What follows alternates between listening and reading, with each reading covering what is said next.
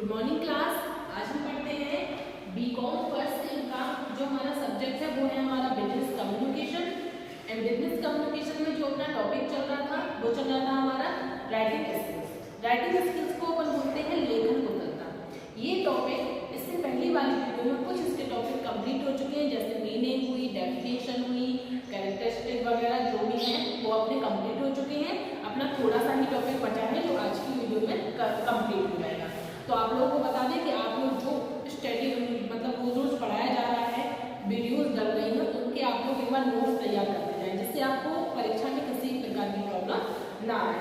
आज हम पढ़ते हैं प्रभावशाली लेखन कुशलता के आवश्यक तत्व। प्रभावशाली लेखन कुशलता के आवश्यक तत्व मतलब हम एक लेखन लिखते लिखते कौन से आवश्यक तत्व हैं जिनको हमें याद में रखना चाहिए, उनके आधार पर अपना वर्क करना चाहिए। तो सबसे पहले हम थोड़ा सा समझते हैं राइटिंग स्किल्स के बारे में। देखो राइटिंग स्किल्स जैसे दो वर्ड है, एक राइटिंग दूसरा स्किल। राइटिंग तो हमने बहुत समय तक में अपन लोग सुनते ही रहते हैं, जैसे इसकी राइटिंग बहुत ज्यादा सुंदर है, इसकी राइटिंग बहुत ज्यादा खराब है, या हमारी क्लास में कोई बच्चा एक ऐसा होगा जिसकी बहुत प्यारी राइटिंग होगी। तो राइटिंग तो हो गई लेखन, जो वो लिखता है, जो उसकी हैंड राइटिंग होती है ना। और कुशलता का मतलब हुआ कि वो अपनी हैंड राइटिंग से कौन से शब्दों का यूज कर रहा है। ऐसा है कि देखो राइटिंग बहुत सुंदर है, एक एग्जाम में 60 बच्चे बैठे, 60 बच्चे में एक बच्चे की राइटिंग बहुत सुंदर है लेकिन उसको पेपर में कुछ आ नहीं रहा है ना। तो लेख कुशलता मतलब जो स्किल्स होती है वो भी हमारी बहुत इंपॉर्टेंट होती है कि अपनी प्यारी राइटिंग में वो क्या लिखना चाह रहा है या अपनी प्यारी राइटिंग में वो क्या लिख रहा है। तो ये होती है कुशलता। तो राइटिंग स्किल का सीधा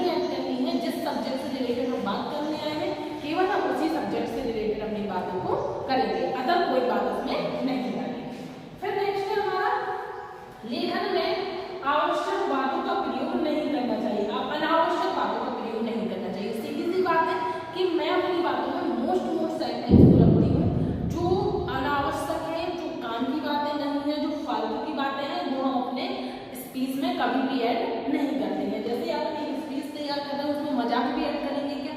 नहीं। फालतू की बातें भी ऐड करेंगे? नहीं। तो हमें क्या कौन सी बातें ऐड करनी है? जो बातें हम बोलना चाहते हैं, जो हम बोल रहे हैं या जिसको बोलने के लिए हम आए हैं, हम वही बातों को अपने यूज में लेंगे। फिर है हमारा लेखा में एक निश्चित समय पर पैराग्राफ छोड़ देना चाहिए। जब हम एक स्पीच तैयार करते हैं, किसी भी प्रकार का लेखा तैयार करते हैं, चाहे हम स्पीच लिख रहे हो, चाहे एप्लीकेशन लिख रहे हो, चाहे हम लेटर लिख रहे हो, तो उसमें एक निश्चित समय पे जो पैराग्राफ है उसको हम छोड़ देते हैं। जैसे हमारी बात यहाँ से स्टार्ट हुई, यहाँ खत्म हुई, तो मैंने ये पैराग्राफ यहाँ पे छोड़ दिया। फिर मैंने बात यहाँ एक सेंटेंस यहाँ खत्म हुआ तो यहाँ छोड़ दिया। तो समय समय पर पैराग्राफ छोड़ देना चाहिए। इससे क्या होता है? इससे हम ही कंफ्यूज नहीं होते हैं। फिर नेक्स्ट है हमारा सरल और मधुर शब्दों का प्रयोग। सरल मतलब सिंपल, मधुर मतलब हमारा जो पत्र है जो मैंने तैयार किया वो ऐसा होना चाहिए कि सामने वाला इफेक्टिव हो, हमारी बात को सुनने के लिए इच्छुक हो, या उसका हमारी बात को सुनने के लिए मन से इच्छा प्रकट हो।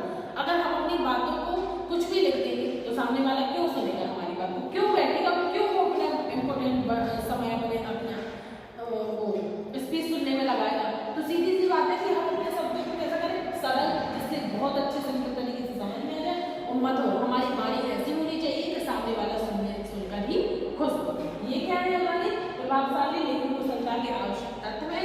और साथ ही आप लोगों को बता दें कि जो आपको day by day topics by topic complete कराया जा रहा है, तो आप अपने नोट्स तैयार करते जाइए, जिससे आपको परीक्षा के समय में किसी भी प्रकार की प्रॉब्लम ना आए। अब आप लोग ये नोट कर लीजिए, फिर हमको आगे बढ़ाएं।